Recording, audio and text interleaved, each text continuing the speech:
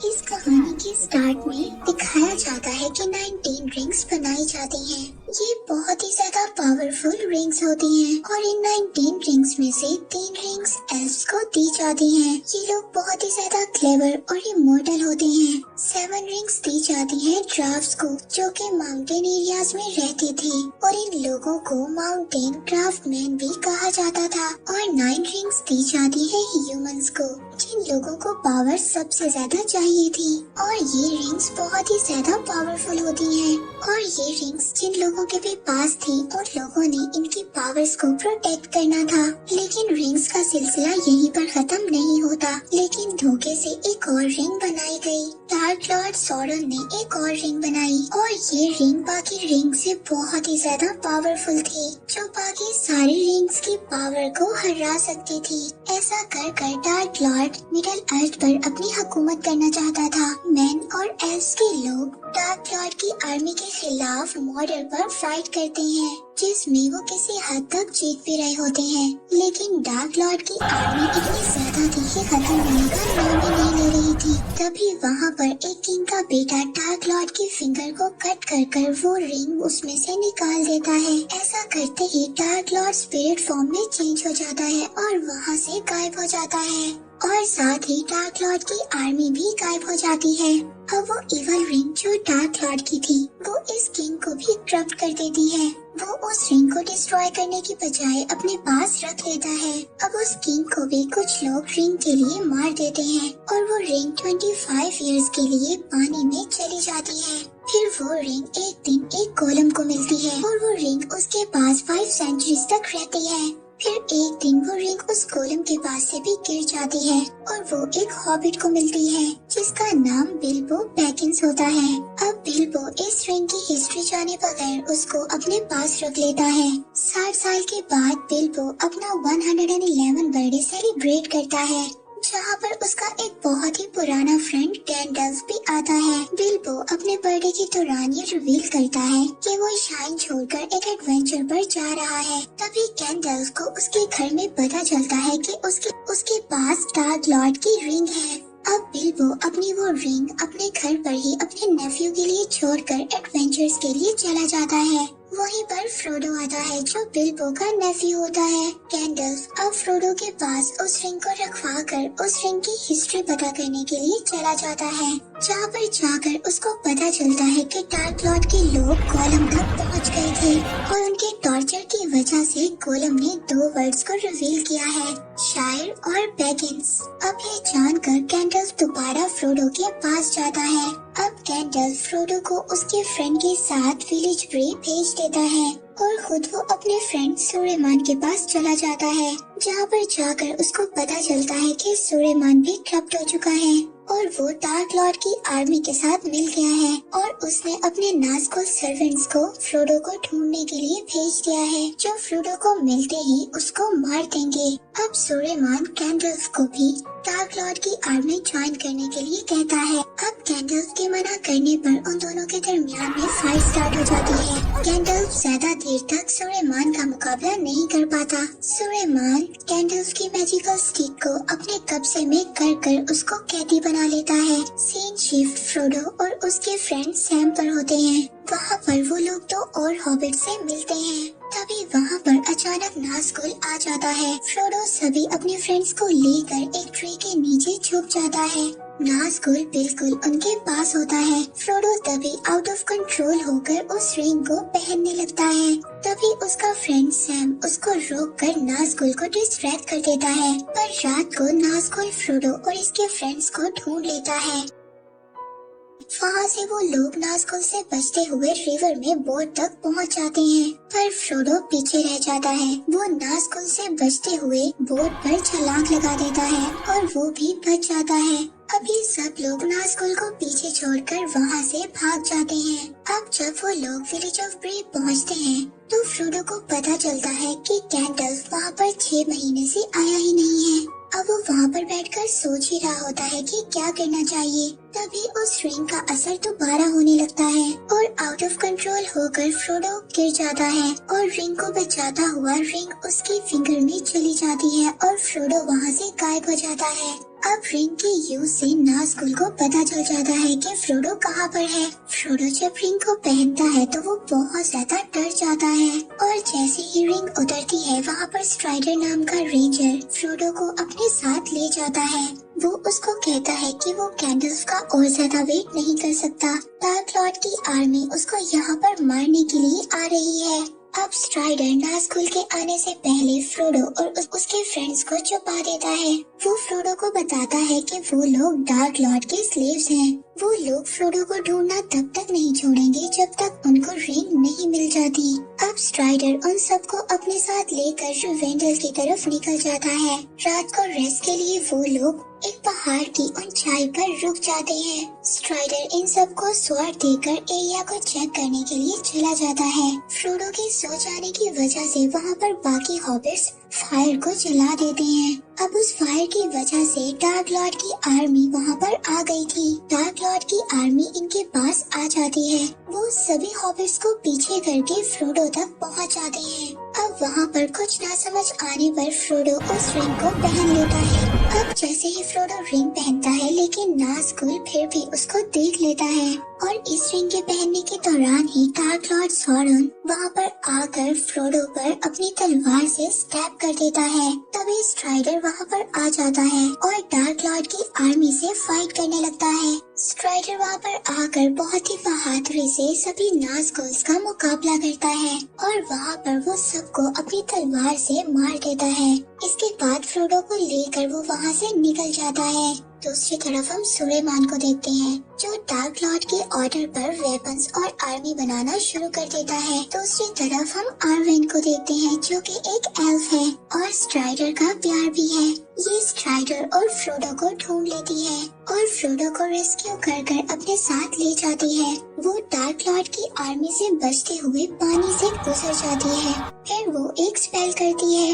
उसके स्पेल करने के बाद ही डार्क लॉर्ड की आर्मी पानी के वेव्स के साथ ही गायब हो जाती है। अब आर्वेन फ्रोडो को लेकर फौरन रिवेंडल पहुंचती है जहाँ पर आर्वेन के फादर उसको मेडिकेट करते हैं। इसके बाद जैसे ही फ्रोडो होश में आता है तो वो अपने सामने कैंडल्स को बैठा देखता है जिसको एल्फ की एक बड़ी ईगल ने रेस्क्यू कर लिया था। फ्रोडो रिवेंडल में बिल्बो से भी मिलता है। फ्रोडो बिल्बो से कहता है कि वो उसकी तरह का एडवेंचरस नहीं कर सकता।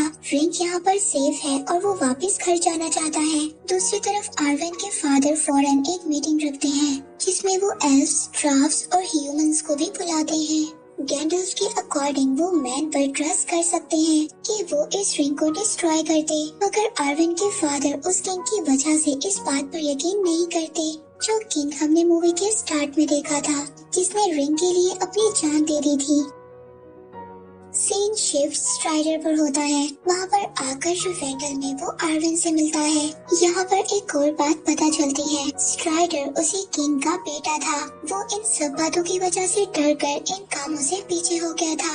अब आर्वेन स्ट्राइडर को अपनी पावर्स वाला नेकलेस दे देती है और मॉर्टेलिटी चूज करती है ताकि वो स्ट्राइडर के साथ एक आम ह्यूमन लाइफ गुजार सके। काउंसिल मीटिंग में ह्यूमंस, ड्राफ्ट्स और एल्फ्स कोई भी इस रिंग को डिस्ट्रॉय करने के लिए तैयार नहीं होता क्योंकि इस बात का सबको अंदाजा होता है कि ये मौत के मुंह में हाथ डालने वाली बात है।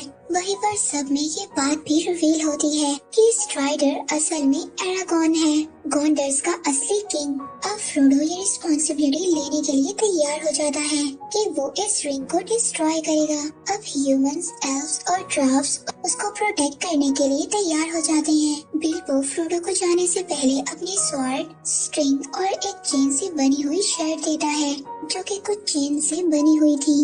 अब फ्रोडो, गैंडल्फ, सैम और एरागॉन यानी स्ट्राइडर के साथ और बाकी लोगों के साथ मॉर्डर के लिए निकल जाता है और जब ये लोग रास्ते में होते हैं तो इनको पता चलता है कि सुलेमान ने इनके ऊपर कुछ परिंदों के जरिए नजर रखी हुई है जिस पर ये अपना रास्ता तब्दील कर देते हैं और गलत रास्ते की तरफ चल पड़ते हैं। मगर वहाँ पर भी सुलेमान तूफान की मदद से उन पर अटैक करता है और इनके लिए वहाँ से गुजरना भी नामुमकिन हो जाता जाता है। जब इनको कोई भी रास्ता नजर नहीं आता तो वो एक माइंस की तरफ बढ़ते हैं। यहाँ पर आकर ये सभी ड्राफ्ट्स बोनो को मरा हुआ देखते हैं। तभी वहाँ पर एक अजीब सा क्रिएचर पानी से निकलकर फ्रोडो को पकड़ लेता है। पहले उसके हॉबिट फ्रेंड उसको बचाते हैं, फिर एरागॉन और एल्फ उस क्रिएचर से फाइट करते हैं और फ्रोडो को बचा लेते हैं। वो क्रिएचर फ्रोडो को अपने मुंह में डालने वाला होता है। तभी वहाँ पर सभी लोग मिलकर फ्रोडो को बचा लेते हैं। फिर वहाँ पर गैंडल्फ को ड्राफ्ट्स के बुक से पता चलता है कि डार्क लॉर्ड की आर्मी उनके पीछे आ रही है। तभी वहाँ पर फ्रोडो के फ्रेंड से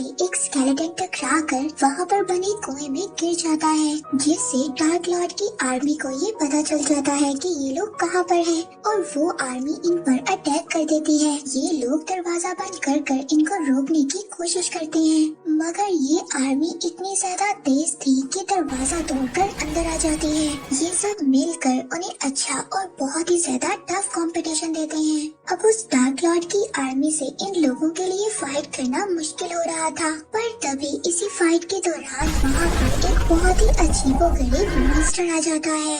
एल्फ उस मॉन्स्टर के सर पर चढ़कर एरो से अटैक करता है, पर कोई भी फायदा नहीं होता। वो मॉन्स्टर फ्रोडो के पीछे पड़ जाता है। अब वो मॉन्स्टर फ्रोडो को मारने वाला ही होता है, पर तभी एरागॉन फ्रोडो को बचाने की कोशिश करता है। वो मॉन्स्टर पर अटैक करने की कोशिश करता है, मगर वो मॉन्स्टर उसको पीछे फेंक देता है और फ्रोडो पर अटैक कर देता है। अब ये सब लोग उस डार्क लॉर्ड की आर्मी को हराने के बाद उस मॉन्स्टर पर इकट्ठे होकर अटैक करते हैं और फाइनली उस मॉन्स्टर को मार देते हैं। अब सब लोग फ्रोडो की तरफ बढ़ते हैं। उनको ये डर होता है कि फ्रोडो शायद मर गया है, पर फ्रोडो हल्का सा भी इंजर्ड नहीं होता है। फिर सबको पता चलता है कि ये बिल्बो की चेन वाली शर्ट की वजह से है। फिर तभी इन्हें वहाँ पर बहुत ज्यादा हॉर्सेस की आवाजें आती हैं। ये लोग वहाँ से भागकर ब्रिज की तरफ चलते हैं और इनके पीछे डार्क लॉर्ड की बहुत ही बड़ी आर्मी आना शुरू हो जाती है, जो थोड़ा आगे जाने पर ही इन्हें चारों तरफ से घेर लेते हैं। पर हैरानी की बात ये होती है कि वो आर्मी इनको कुछ भी नहीं कहती और डर कर वहाँ से चली जाती है। तभी गैंडल्फ इन्हें बताता है कि वहाँ पर एक डीमन आ रहा है। अब ये सब लोग डीमन से बचते हुए भागते डेंजरस रास्तों से गुजरते हुए जा रहे होते हैं। अब इन्होंने एक बहुत ही बड़ी जंप लगाकर आगे बढ़ना था। दूसरी तरफ डार्क लॉर्ड की आर्मी दोबारा से इन पर अटैक करना शुरू कर देती है और ये लोग उनका मुकाबला करते हुए जंप लगाते हुए आगे बढ़ते हैं, मगर फ्रोडो और एरागॉन पीछे रह जाते हैं। अचानक उनके नीचे से जमीन टूट जाती है, पर वो दोनों भी जंप लगाकर सबके पास पहुंच जाते हैं। अब गैंडल्फ इन सब को ब्रिज की तरफ भेजकर खुद डीमन से मुकाबला करने के लिए रुक जाता है। अब गैंडल्फ और उस डीमन के बीच बहुत ही जबरदस्त फाइट होती है। ऐसा लगता है कि गैंडल्फ ने उस डीमन को हराकर दोबारा अंडरवर्ल्ड में भेज दिया है, पर अचानक डीमन गैंडल्फ का पाँव पकड़कर उसको अपने साथ ही ले जाता है। अब ये सब लोग वहाँ से बच तो जाते हैं, पर गैंडल्फ की डेथ की वजह से ये लोग बहुत ही ज्यादा डिसहार्ट हो जाते हैं और वहाँ पर सभी लोग रोना शुरू कर देते हैं। ये एक बहुत ही ज्यादा इमोशनल मोमेंट होता है। इसके बाद ये लोग आगे बढ़ते हैं और आगे बढ़कर ये एक फॉरेस्ट में पहुँच जाते हैं, जहाँ पर एक बहुत ही पावरफुल विच रोल करती थी। अचानक उस विच के लोग इनको पकड़ लेते हैं और अपने साथ उस व्हाइट विच के पास ले जाते हैं। वो विच अब फ्रेडो को ये बता देती है कि वो ही अकेला इस टास्क को कंप्लीट कर पाएगा और ये भी बताती है कि उसकी टीम का एक बंदा उससे रिंग चोरी करने की कोशिश भी करेगा। सीन शिफ्ट होता है सूर्यमान पर, जहाँ पर उसने एक बहुत ही पावरफुल आर्मी तैयार कर ली थी और वो इस बात का पता लगाकर कि फ्रोडो और उसके फ्रेंड कहाँ पर हैं, उस आर्मी को उन लोगों के पीछे भेज देता है। दूसरी तरफ फ्रोडो और उसके साथी बोट के जरिए एक जगह पर पहुंच जाते हैं, जहां पर फ्रोडो के अकेले होने का फायदा उठाकर उसकी ही टीम का एक मेंबर, जिसका नाम बोरोमीर था, विच के बात के अकॉर्डिंग वो उससे रिंग लेने की कोशिश करता है, पर फ्रोडो रिंग पहनकर वहाँ से निकल जाता है। अब फ्रोडो जब रिंग उतारता है तो वो दूर जाकर एक जगह पर गिर जाता है। वहीं पर एरागॉन आ जाता है। अब फ्रोडो एरागॉन से भी डरता है, मगर एरागॉन उसको इस बात का यकीन दिलाता है कि वो फ्रोडो को लास्ट तक प्रोटेक्ट करेगा। जब तक कि वो इस रिंग को डिस्ट्रॉय नहीं कर देता। तभी अचानक से फ्रोडो की स्वॉर्ड ब्लू हो जाती है और इनको ये पता चल जाता है यहाँ पर इन पर अटैक होने वाला है। एरागॉन वहाँ से फ्रोडो को भगा देता है और खुद फाइट करने के लिए उस आर्मी के पास चला जाता है। एरागॉन उन सबके साथ ही टफ किस्म की फाइट करता है। वो अपनी स्वॉर्ड से सबको एक एक कर मार देता है और उसकी टीम के बाकी मेंबर्स भी उसका साथ देते हैं और वहाँ पर उस आर्मी का मुकाबला करते हैं। अब फ्रोडो के फ्रेंड्स उसको छुपने के लिए अपने पास बुलाते हैं, मगर उनको ये एहसास होता है कि फ्रोडो आगे ही अकेला बढ़ना चाहता है, जिस पर इवल आर्मी को वो अपनी तरफ अट्रैक्ट करते हैं और फ्रोडो वहाँ से भाग जाता है। दूसरी तरफ एरागॉन, ड्राफ्स और बोरोमिर उस आर्मी से फाइट कर रहे होते हैं। वहाँ दूसरी तरफ फ्रोडो के फ्रेंड्स को इवल आर्मी घेर लेती है। वहाँ पर बोरोमिर आकर उन दोनों को सेव करता है, मगर उस आर्मी का लीडर बोरोमिर पर अटैक करता है और उसको एक एरो मारता है, मगर फिर भी बोरोमिर उठकर फाइट करता है। बोरोमिर को हरा कर वो लोग फ्रोडो के फ्रेंड्स को अपने साथ ले जाते हैं। अब उस आर्मी का लीडर बोरोमिर को मारने लगता है, पर वहाँ पर एरागॉन आकर उस पर जंप करता है और बोरोमिर को बचा लेता है। अब एरागॉन के साथ उस आर्मी के लीडर की फाइट होती है। एरागॉन उसके साथ बहुत ही ज्यादा मुकाबला करता है और लास्ट में एरागॉन अपनी स्वॉर्ड से उसके गर्दन को काट देता है। फिर बोरोमिर कॉन्डर की जिम्मेदारी एरागॉन को दे देता है, खुद इस दुनिया से चला जाता है। मूवी के लास्ट सीन में हम देखते हैं कि फ्रोडो और उसका फ्रेंड मॉर्डर जाने के लिए बोट में बैठकर निकल जाते हैं। दूसरी तरफ बाकी सब फ्रोडो के फ्रेंड्स को बचाने के लिए निकल जाते हैं।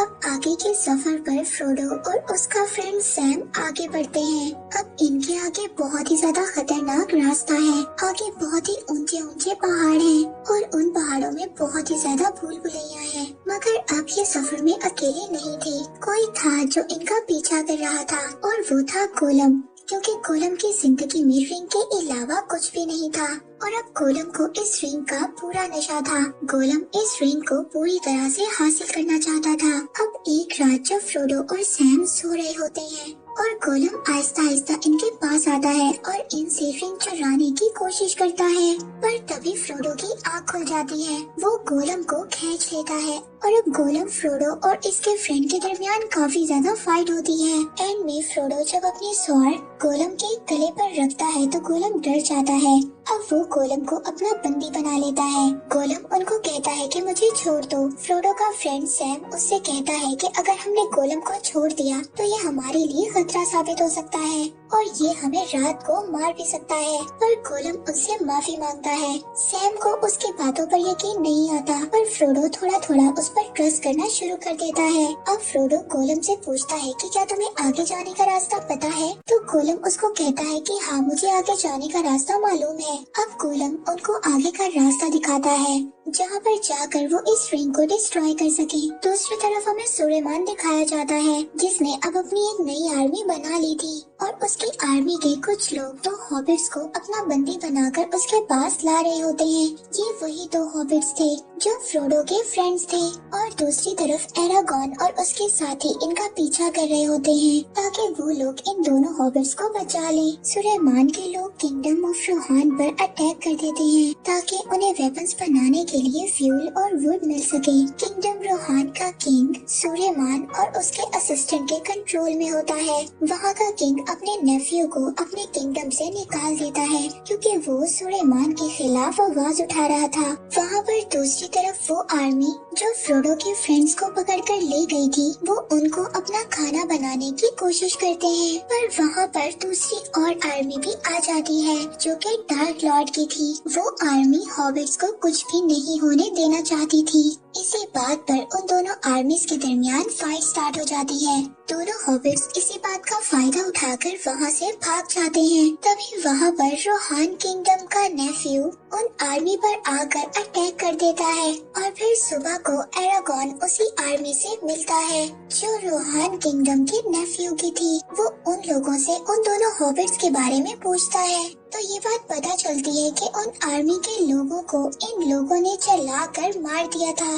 वो कहता है कि वो उस जगह पर जाकर तो हॉबिट्स को सर्च तो कर सकते हैं, मगर वो ज्यादा इस उम्मीद में न रहे कि वो दोनों जिंदा होंगे, वो भी उस आर्मी के साथ मर गए होंगे। एरागॉन जब वहाँ पर पहुँचता है, वहाँ पर जाकर एरागॉन को पता चलता है कि दोनों हॉबिट्स अपनी जान बचाकर एक फॉरेस्ट में चले गए हैं। दूसरी तरफ जब दोनों हॉबिट्स फॉरेस्ट में पहुंचते हैं तो वहां पर एक लिविंग ट्री उन पर अटैक कर देता है, जो ऐसा लगता है कि उन दोनों को वो सूर्यमान के हवाले कर देता है। दूसरी तरफ गोलम जैसे तैसे कर फ्रोडो को मॉर्डर के रास्ते पर लेकर जा रहा था। उन पर भी खतरा बढ़ना शुरू हो जाता है। जब रात को वो रेस्ट करने रुकते हैं तो फ्रोडो गोलम की हेल्प करने की कोशिश करता है, जहाँ पर वो गोलम को उसका नाम याद करवाने की ट्राई करता है। तभी गोलम को ये बात रियलाइज होती है कि उसका नाम स्मीगल था और वो रिंग मिलने से पहले एक हॉबिट ही था।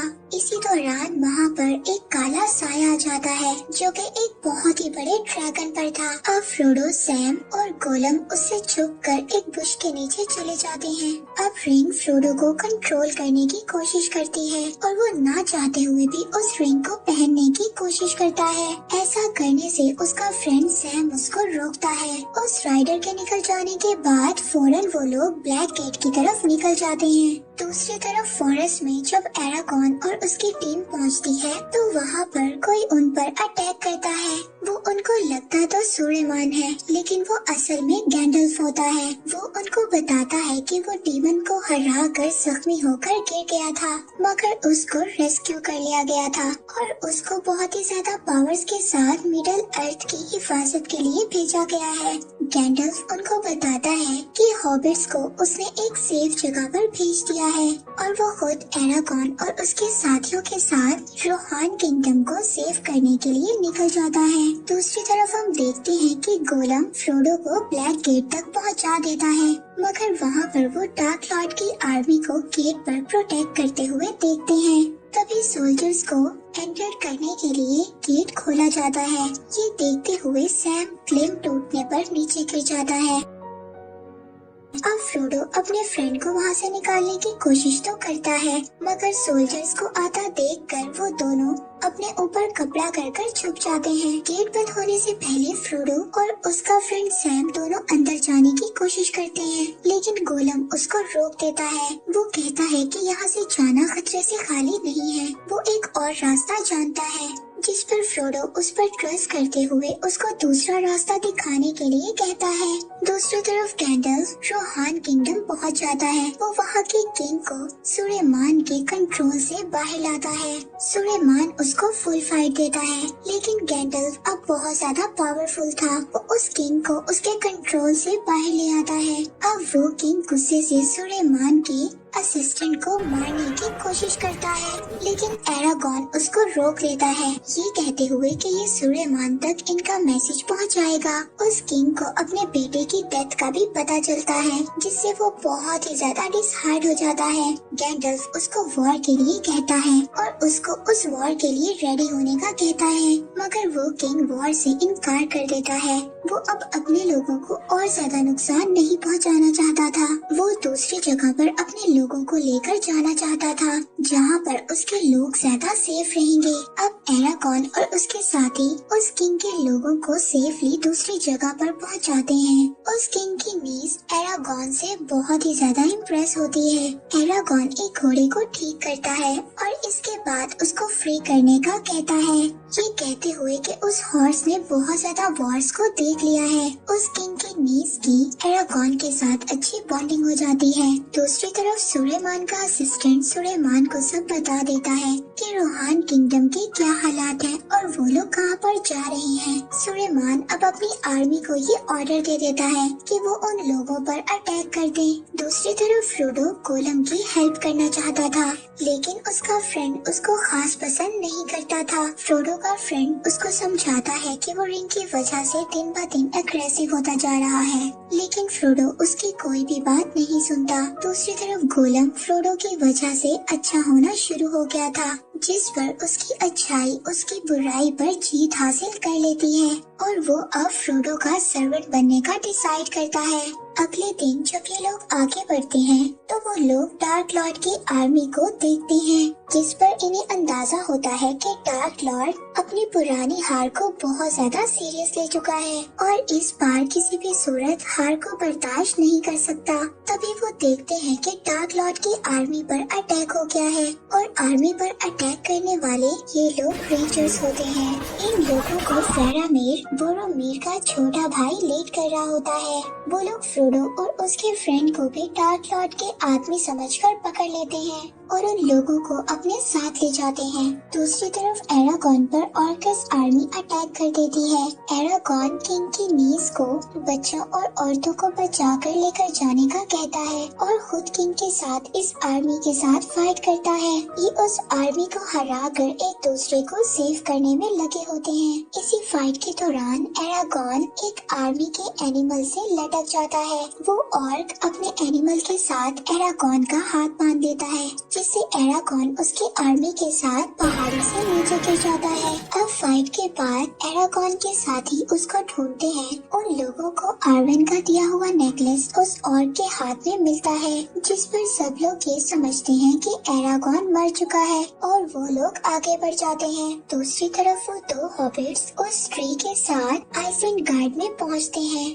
जहां पर वो लोग सुलेमान और डार्क लॉर्ड की इतनी बड़ी आर्मी देखते हैं। दूसरी तरफ एरागॉन को इंजर्ड हालत में उसका हॉर्स उसको ढूंढ लेता है और उसको अपने ऊपर उठाकर ले जाता है। सीन रुवेंडल में शिफ्ट होता है, जहाँ पर आर्वेन एरागॉन का इंतजार कर रही थी। उसके फादर उसको समझाते हैं कि एरागॉन अब कभी भी वापस नहीं आने वाला। अगर वो मिडल अर्थ में ही रहकर उसका वेट करती रही। वो कहता है कि एल्फ की एज ज्यादा होती है, पर एरागॉन एक इंसान है, उसकी एज ज्यादा होते ही वो मर जाएगा और आर्वेन अकेली रह जाएगी। आर्वेन अपने फादर की बात को मानने के लिए तैयार हो जाती है। दूसरी तरफ व्हाइट विच भी ह्यूमंस के साथ मिलने के लिए रेडी हो जाती है, क्योंकि वो ये देख सकती थी कि फ्रोडो की स्ट्रेंथ कम हो रही है और डार्क लॉर्ड की आर्मी दिन ब दिन बढ़ती जा रही है। वो आर्मी इंसानों के नामो निशान को मिटा सकती है और मिडल वर्ल्ड पर कब्जा कर लेंगे। इस पर आर्वेन के फादर अपनी एक आर्मी को वहाँ पर भेज देते हैं। सीन फेरामीर पर शिफ्ट होता है, जहाँ पर वो ये जानता है कि फ्रोडो बोरोमीर का दोस्त है। फेरामीर के फादर उससे ज्यादा खुश नहीं थे, वो बोरोमीर से ज्यादा खुश थे, इसीलिए फेरामीर गोलम को पकड़ लेता है। अब उसको ये बात पता चल जाती है कि रिंग फ्रोडो के पास है। फेरामीर को ये लगता है कि यही रास्ता है जिससे वो अपने फादर को ये यकीन दिला सकता है कि वो ही उनका खून है। अब वो फ्रोडो को अपने साथ ले जाने का डिसाइड करता है। दूसरी तरफ रास्ते में एरागॉन को डार्क लॉर्ड की आर्मी नजर आ जाती है। वहाँ पर जाकर एरागॉन वहाँ के किंग को ये बताता है कि वो आर्मी 10,000 लोगों की आर्मी है, जो सिर्फ डार्क लॉर्ड की आर्मी का एक पोर्शन है और उस आर्मी को उसने इंसानों को खत्म करने के लिए भेजा है। अब उस किंग के पास वॉर के अलावा कोई और ऑप्शन नहीं था और उसके पास आर्मी भी बहुत कम थी। अब किंग अपने सोल्जर्स को फाइट के लिए रेडी होने का कहता है। दूसरी तरफ वो लिविंग ट्री भी अपने साथियों के साथ आइसेनगार्ड पर अटैक करने का डिसाइड करता है। दूसरी तरफ रोहान किंगडम के सभी लोग बहुत ज्यादा डरे हुए थे। वो ये जानते थे कि वो इस वॉर को कभी भी नहीं जीत सकते, मगर थोड़ी सी होप की वजह से वो लोग वॉर के लिए तैयार हो जाते हैं।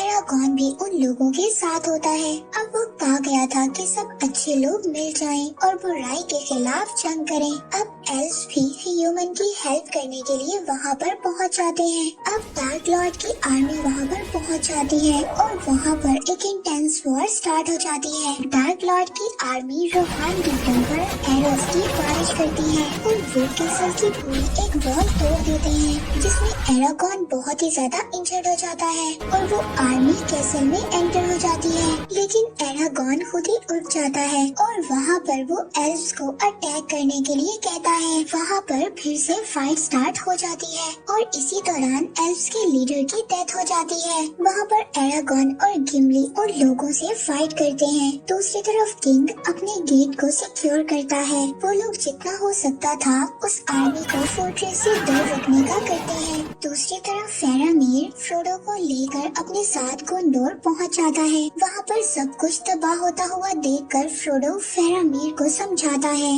वो उसको कहता है कि वो उसे मॉडर्न जाने दे और इस रिंग को डिस्ट्रॉय करने दे, लेकिन फेरामीर उसकी कोई भी बात नहीं सुनता। गोंडोर में इन पर कुछ रेंजर्स अटैक कर देते हैं। दूसरी तरफ डार्क लॉर्ड की आर्मी ने रोहान किंगडम पर अपना आधा कंट्रोल कर लिया था। ये देखकर एरागॉन वहाँ से बच्चों और सभी लोगों को एक पहाड़ी पर जाने का कहता है। फिर एरागॉन और वहाँ का किंग दोनों उस आर्मी के साथ लड़ने के लिए चले जाते हैं। अब गैंडल्फ भी अपनी आर्मी को लेकर वहाँ पर आ गया था और रोहान किंगडम की हेल्प करता है और उनको सेव करने में लग जाता है। दूसरी तरफ लिविंग क्रीस भी सुलेमान पर आकर अटैक कर देते हैं और उसके कैसल को चारों तरफ से घेर लेते हैं। सीन शिफ्ट फ्रोडो पर होता है, जहाँ पर वो उस राइडर के सामने रिंग पहनने वाला होता है, जिस पर उसका फ्रेंड सैम आकर उसको रोकता है और फेरामीर उस ड्रैगन पर अटैक कर कर उन दोनों को सेव कर लेता है। दूसरी तरफ एरागॉन और किंग उस आर्मी के खिलाफ वॉर को जीत जाते हैं। फेरामीर भी रिंग की असलियत को समझ गया था